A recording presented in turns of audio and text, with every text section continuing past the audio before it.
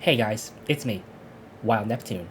Just want to make this video very quickly about Plume, the unit that just came out in Etheria restart. I've been using her in the new shell boss, Khloros, and to nobody's surprise, she is very good in it. So I'll go over my team, maybe some change outs you might want to do, and just show you a run very quickly. Also talk about her lattices and where they get them. Some for quote unquote free by getting dupes of her. Also, where you want to put them into her. So, anyway, let's go. So, Carrion Khloros is the new shell boss that came out. It's only available at level 100, and it has those 3 levels. So, I'm going to show you the team that I'm using right now. Very good team. Unfortunately, it is pretty LD SSR heavy. So, right now, so before, I should say, I've been using Lily, Khloros, Lilium, and Viper. And this team, with pretty good gear, I would say, only had like a 50-50, right? My Lilium has no dupes into them, which, definitely hurts, right? I mean, you know, I don't expect people to have dupes into LDs, really. But, once I put in Plume, and I had to find her, here you are. My win rate skyrocketed to like 90%. Low sample size, of course. So I'll show you a run very quickly. And so here we go. Here's Lily. Now Plume goes, and she uses her Peacock fan, whatever that did. That's all those debuffs. Very good. Now, one thing to about Plume, if Mr. S3 hits 3 times, it was right there on Khloros though. I missed the speed down, unfortunately. So, hopefully it won't matter. Too much here. Like, we do have a little bit like of a smaller speed down with the Cursed Quill, but missing it is definitely bad, right? Because one of the big things about this boss is you want to lower the Soul Binder right here, which is how the boss does most of its damage. Like, if it gets it off, as he, unfortunately, Plume died there, but it's not really going to matter, I don't think. Like, we definitely have enough damage here to kill. We're going to, like, as long as Lily survives here, yeah, she'll do that. That will happen, and then, yeah, she'll S3. So even with missing the speed down, right, it's perfectly fine. Like, most of the time winnable. 101, very respectable time. I'm just above the 3-star threshold. You got the shell and everything like that. So, as you see, very, very clean, very effective. Now, again, I realize that not everybody's gonna have Plume, just came out. Not everybody has Lilium, not everybody has Lily until, well, like, give it 2 weeks, and then everybody will have Lily. So I don't know, maybe like in 2 weeks, right, you'll be much better suited to be farming this boss and everything. I do know there are other teams available, like the Fushu team. Unfortunately, I cannot run that team myself because I didn't have the Fortissimo, so I can't show it right here on, the video or anything. But if you just want a very fast team that maybe you can build, right? Again, I'm under no delusion that the average player is going to have all 4 of those units. But I will show my gear in case you are curious about it. So, let's go order. Here's the Lily. And, just want to get it, as fast as you can be while maintaining her HP. So you do want her on, like, full tanky stats over here. And then the shell will be Jackal Guard. I have tried Artisan too, and I have found that Jackal Guard works better. Right? Not even on a max speed here, Jackal Guard. Right? Only 14. And I am not really in the mood to reroll this to be faster right now. So, the Lilium. Now, the Lilium is going to be on Count. And I think in this fight in particular, Count is pretty important because of the healing it provides. I said that the boss doesn't really do a lot of damage outside of the ultimate thing if you fail to clear its stacks. But even then, Lilium is just very squishy. And the healing you get, especially when you can stack it more with Lily, where she resets the cooldowns of the count, so you get healing again, makes you pretty, not unkillable, right? But very hard to kill. You've noticed that my Lilium is constantly the healthiest member on my team, and that is because of count. Not only that, it's Lilium very good, but because she is her passive, she's immune to the Petrify, which is pretty huge too. That's just free damage, right? I have her on momentum because with the combo of Plume and what's her face, Khloros, she's gonna be very like heavily debuffed. Khloros is, so momentum's gonna work very very well. You can run her on not momentum, obviously. You can run her on like Kenai, but you know, for min maxing, this is gonna be the best possible combo you can get.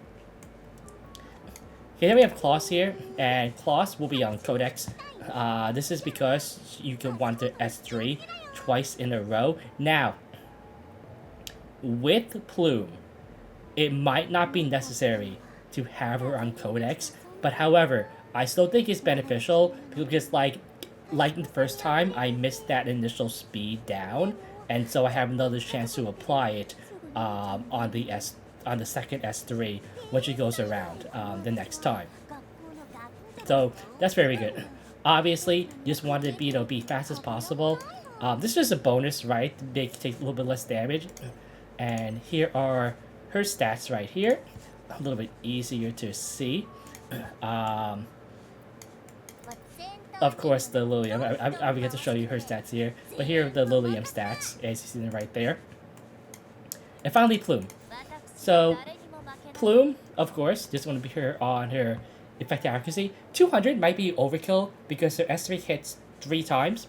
However, you know, it's not like she's really in that much danger of dying. I mean, sure, died at the very end of that fight before, but that death was, you know, inconsequential, so it didn't really matter, right? You know, just make sure that she is a little bit faster than your Khloros.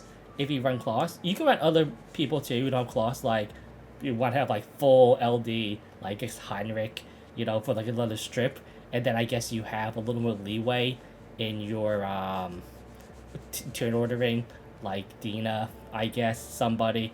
But I do think that because Khloros has that additional damage reduction that stacks with Plume's damage reduction, that the combo of them together is maybe that's probably the safest one you can have for a team that goes this fast.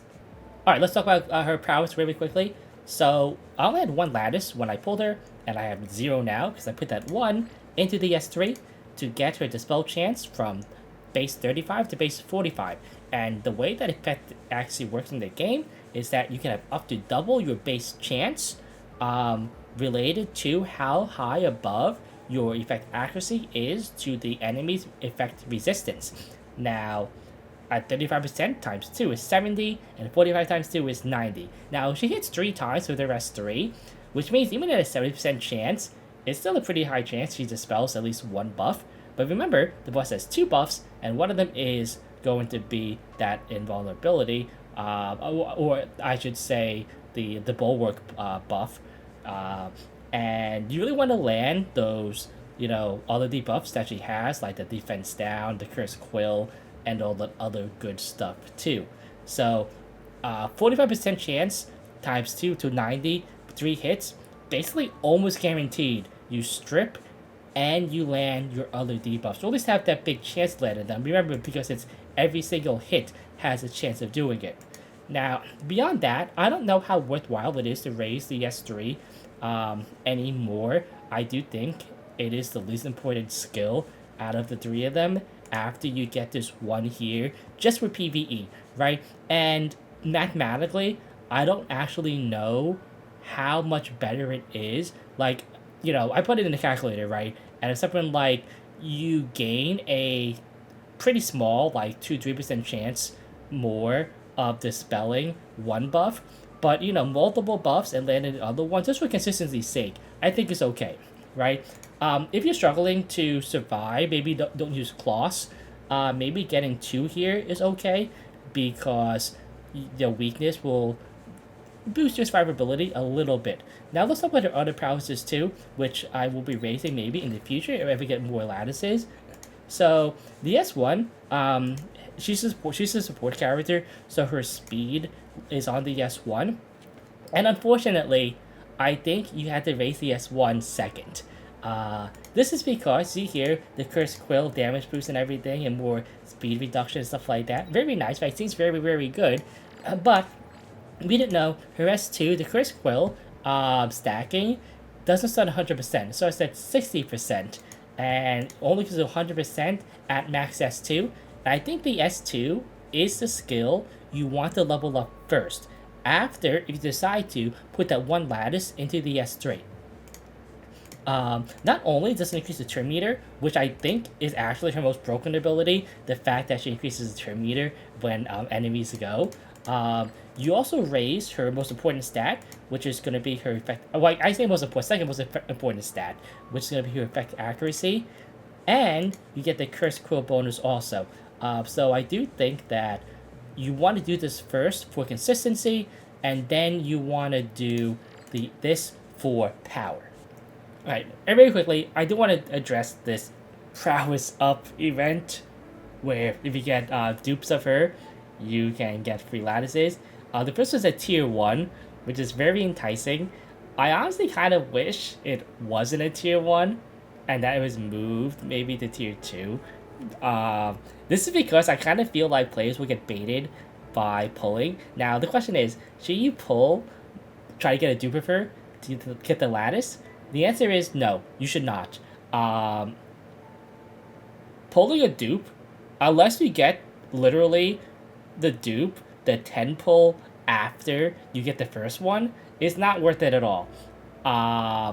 Technically, I think that you can do 2 if you're a spender, and then it's still technically worth it, because the way that pricing works in the game for how valuable, like money-wise, a lattice is versus the Apex summons. But in general, what I would do is I would get her. If you have 10 more to pull, use those 10. If you get her again, good for you. You get your lattice. If you don't, just stop. But in general, I would say no. This is definitely whale territory. This is something that I myself am not going to do. And I'm a person who has spent money on the game, probably more than most people, but I'm not a whale by any stretch of the imagination. So yeah. Don't be baited by this. Save your summons. I'm sure that the next LDs, when they come out, will be pretty good too. Anyway, I'm Neptune. It's been a good one. Till next time.